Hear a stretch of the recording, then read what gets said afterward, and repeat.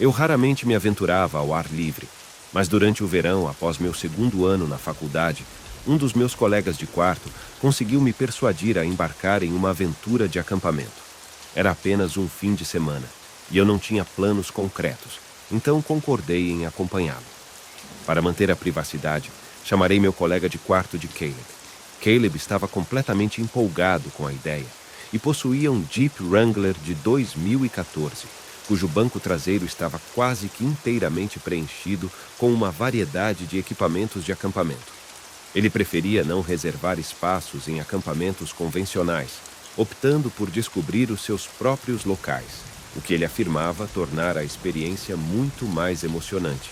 Dirigimos até as majestosas montanhas rochosas, explorando até encontrarmos uma abertura entre as árvores grande o suficiente para que o Jeep passasse. Depois de estacionar, montamos uma fogueira e algumas cadeiras ao seu redor, além da tenda onde passaríamos a noite. O relógio já marcava cerca de 19 horas e o sol começava a se pôr no horizonte. Caleb se dirigiu ao Jeep e puxou um saco de cachorros quentes para grelhar sobre a fogueira. Pode não ser a refeição mais sofisticada, mas era prática e, mais importante, Caleb queria proporcionar uma autêntica experiência de acampamento. Ele até trouxe marshmallows, embora nunca tenhamos chegado a assá-los.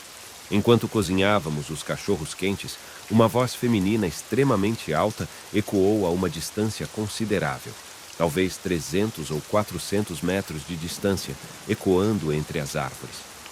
Ergui os olhos e observei a reação de Caleb, que virou a cabeça na direção dos gritos. Inicialmente, as palavras eram ininteligíveis, mas o desespero era evidente. Palavras como ajuda e não eram gritadas com cada vez mais desespero a cada repetição.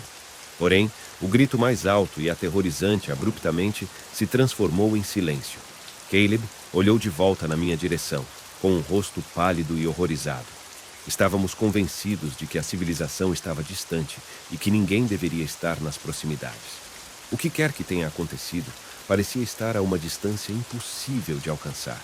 No entanto, o que ouvimos não importava. Sabíamos que precisávamos sair dali o mais rápido possível. Começamos a empacotar apressadamente nossas coisas de acampamento no Jeep, deixando a barraca montada enquanto fechávamos a porta. Enquanto nos dirigíamos de volta para a estrada, tentei ligar para a polícia. O sinal era fraco, mas consegui estabelecer uma conexão com um operador. Tentei explicar o que havíamos ouvido e eles disseram que enviariam ajuda o mais rápido possível. No entanto, a ajuda demorou o dobro do tempo para chegar à estrada e desta vez não vimos nada. Finalmente, avistamos as luzes policiais azuis e vermelhas na estrada e paramos por um momento, indecisos sobre esperar ou não pela chegada dos policiais. Foi nesse momento que uma figura emergiu das árvores à nossa frente. Vestindo jeans e um moletom preto com capuz que escurecia seu rosto, a figura arrastava algo pesado atrás de si. Acho que um lençol ou uma bolsa. A cabeça estava inclinada para baixo, quase pendendo, enquanto avançava. Quando as luzes policiais se aproximaram, a figura virou a cabeça e começou a correr de volta para a floresta, abandonando a bolsa. A polícia o perseguiu e logo descobrimos que a bolsa continha os restos mortais de uma mulher de 34 anos. Até hoje, não sabemos se ele foi capturado ou não. A experiência deixou marcas profundas em nós, uma lembrança assustadora daquela noite no acampamento.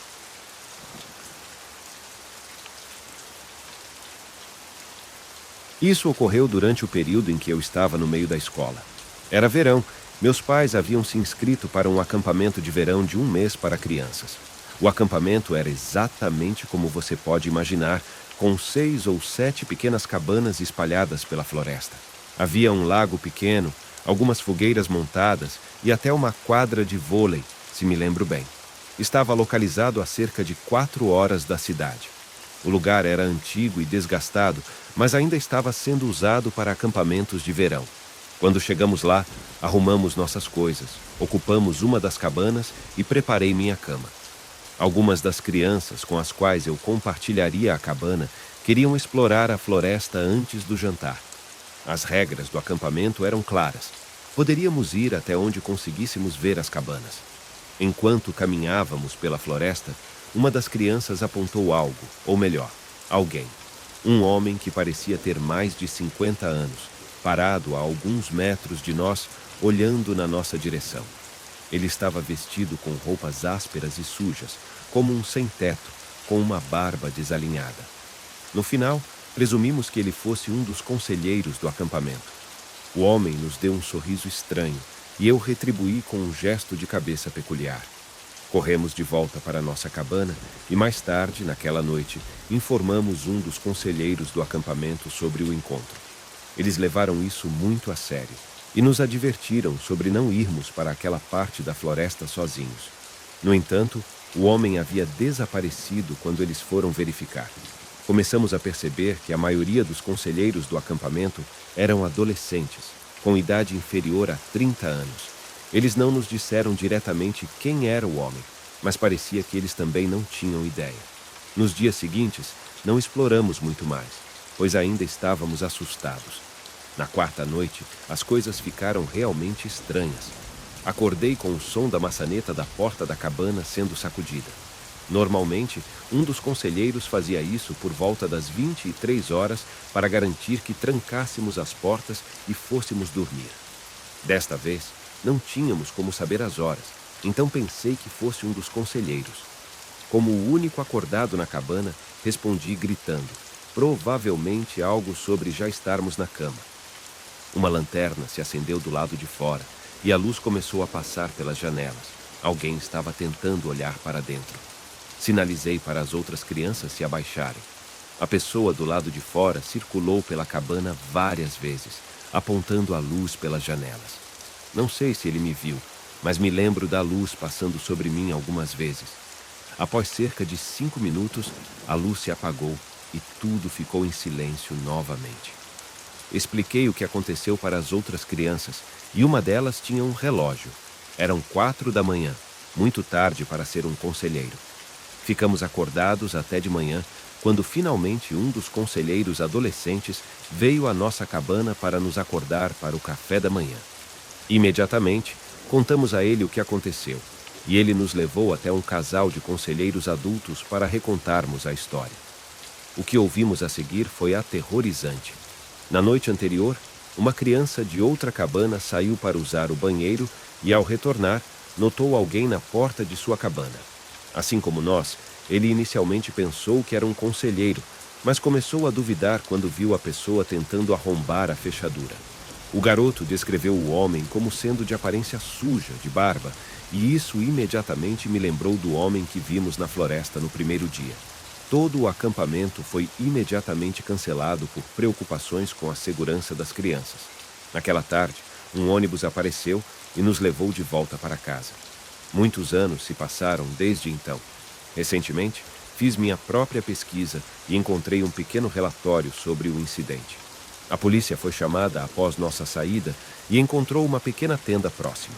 Dentro dela, havia suprimentos essenciais e centenas de fotos Polaroid do acampamento, incluindo cabanas, canoas à beira do lago e fogueiras, bem como fotos das crianças, a maioria delas tiradas à distância ou de locais onde o homem tentava se esconder. O mais perturbador eram as fotos tiradas à noite através das janelas das cabanas. A polícia esperou por alguém retornar à tenda, mas ninguém o fez, e o homem nunca foi encontrado.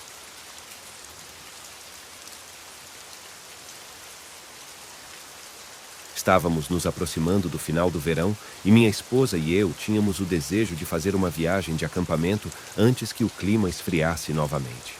Eu tinha uma grande quantidade de equipamento de acampamento que estava guardado desde os meus tempos de faculdade e estava ansioso para colocá-lo em uso novamente. Tínhamos um local favorito que costumávamos visitar, embora não fosse tecnicamente um acampamento oficial. Era apenas um lugar legal que havíamos descoberto há algum tempo. Decidi que seria o local perfeito para levar minha esposa. Quando chegamos lá, notamos uma fogueira improvisada e algum lixo deixado para trás, indicando que outras pessoas também haviam encontrado o local. Não nos importamos muito com isso e montamos nossa barraca no local escolhido. Começamos a fogueira e passamos horas conversando e aproveitando a noite. No entanto, por volta das 2 da manhã, Fomos surpreendidos pelo barulho de uma motosserra começando e acelerando, o que nos deixou perplexos, já que era uma atividade estranha para aquela hora da noite. Nossa teoria inicial de que alguém estava cortando uma árvore logo foi descartada quando ouvimos uma risada maníaca, o que nos deixou assustados. Decidimos apagar o fogo e entrar em nossa barraca para nos sentirmos mais seguros, embora ainda pudéssemos ouvir os ruídos ao longe. Felizmente, tínhamos um facão conosco para nos proteger, caso fosse necessário. Nos minutos seguintes, os sons pareciam se aproximar cada vez mais, mas, de repente, o motor ou o que quer que fosse parou abruptamente, nos trazendo alívio. Depois de meia hora de silêncio, começamos a nos sentir confortáveis o suficiente para tentar dormir, o que conseguimos relativamente rápido, talvez devido às bebidas que tínhamos tomado anteriormente. Em algum momento durante a noite, acordei confuso e, enquanto meus sentidos voltaram, ouvi o som de passos se aproximando. Levantei-me para escutar melhor e percebi que minha esposa já havia feito o mesmo. Sentados ali, olhamos um para o outro, ouvindo vários conjuntos de passos que pareciam estar a não mais que 20 metros de distância. Minha esposa sugeriu que fugíssemos para o carro, mas eu propus esperarmos alguns minutos. Naquela noite de lua clara, pude ver as silhuetas de 3 homens na parede da barraca, mas optei por não contar isso à minha esposa, pois não queria assustá-la. Segurei firmemente o facão ao meu lado, embora estivesse apreensivo quanto à ideia de usá-lo. Os segundos pareciam intermináveis, mas finalmente, após o que provavelmente foram apenas alguns minutos, vi os homens se afastando. Era nossa chance de escapar, e disse à minha esposa que era hora de irmos embora. Deixando tudo para trás, abrimos a barraca e corremos para o carro. Fiquei grato por termos um chaveiro com controle remoto, pois liguei o motor enquanto ainda estávamos correndo e saímos imediatamente. Foi nesse momento que contei à minha esposa sobre as sombras na parede da barraca, e ela ficou chateada por não ter sido informada antes. Passamos a noite em um hotel, e na manhã seguinte voltamos ao acampamento. Para nossa surpresa, todas as nossas coisas haviam desaparecido, não sobrando absolutamente nada para trás. Ainda não sabemos ao certo o que aconteceu naquela noite. Parte de mim acredita que inadvertidamente invadimos a propriedade de outra pessoa, e eles estavam tentando nos assustar para que saíssemos. No entanto, existe a possibilidade de que essas pessoas tivessem más intenções. De qualquer forma, eles ficaram com todo o nosso equipamento de acampamento, e eu não vejo um retorno ao acampamento em um futuro próximo.